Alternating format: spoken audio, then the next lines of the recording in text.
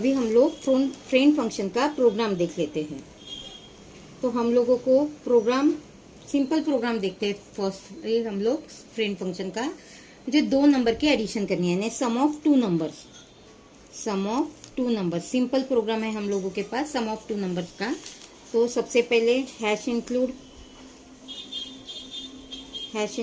iostream.h, then hash include conio.h, ठीक है। Then then class मैंने क्लास का नाम ले लिया है sample, class sample opening brace. Then मेरे पास डेटा मेंबर है integer A B, 2 data member ले लिए मैंने। सम करनी है मुझे, सम हम लोग डेटा मेंबर ले सकते हैं लेकिन मैंने यहाँ पे नहीं लिया है।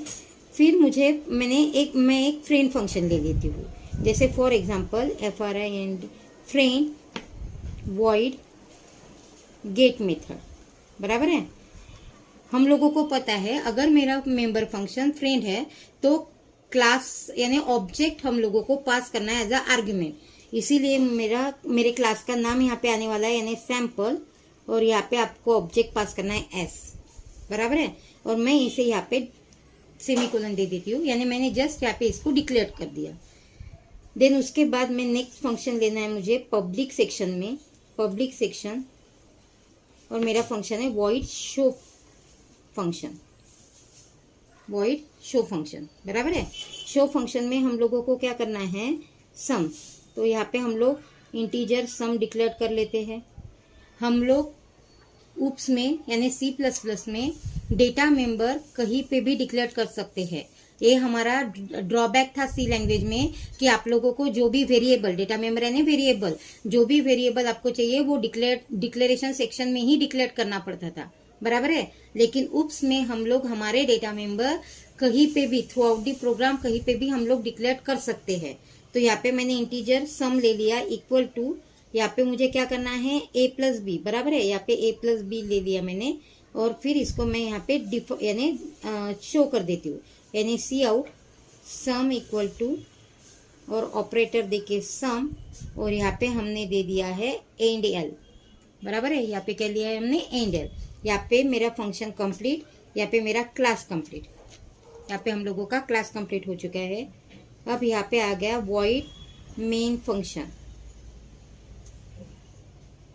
मेरे पास यहाँ पे 1 मिनट, हम लोगों को फ्रेंड फंक्शन डिफाइन करना है, बराबर है। हमने यहाँ पे डिक्लेयर किया था तो मेन के पहले ही उसको हमको डिफाइन करना है। तो यहाँ पे देखिए, यहाँ पे हम लोगों को डिफाइन करते समय आप लोगों को पता है अगर फंक्शन को हम लोगों को आउटसाइड दी क्लास डिफाइन करना है तो हमको स्कोप रेजोल्यूशन ऑपरेटर की जरूरत है, बराबर है। लेकिन हमने फ्रेंड फंक्शन में एक पॉइंट देखा था कि अगर मैं फ्रेंड फंक्शन को आउटसाइड दी क्लास डिफाइन करती हूँ तो वहाँ पे मुझे स्कोप रेजोल्यूशन ऑपरेटर लेने की जरूरत नहीं है, मैं उसे directly outside the class define कर सकती हूँ। तो मैं यहाँ पे डिफाइन करना है मुझे, तो मैं यहाँ पे ले लेती हूँ void गेट, यहाँ पे मैंने ले लिया सैम्पल एस, बराबर है।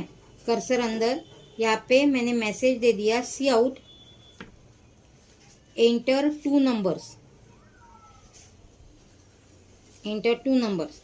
और यहाँ पे हम लोग सी इन ए और बी ऐसे कॉल करते थे अभी तक, बराबर है, ए और बी। लेकिन फ्रेंड फंक्शन में हम लोगों का पॉइंट था कि data member can not access directly, तो यूजिंग ऑब्जेक्ट हम लोगों को उसको कॉल करना है, यानी s.a और s.b, इस टाइप से उसको आपको कॉल करना है, s.a एंड s.b। यानी फ्रेंड फंक्शन में हम लोग डेटा मेंबर डायरेक्टली एक्सेस नहीं कर सकते, ऑब्जेक्ट के थ्रू उसको हम लोगों को कॉल करना है, ठीक है। तो ये हो गया आपका पॉइंट।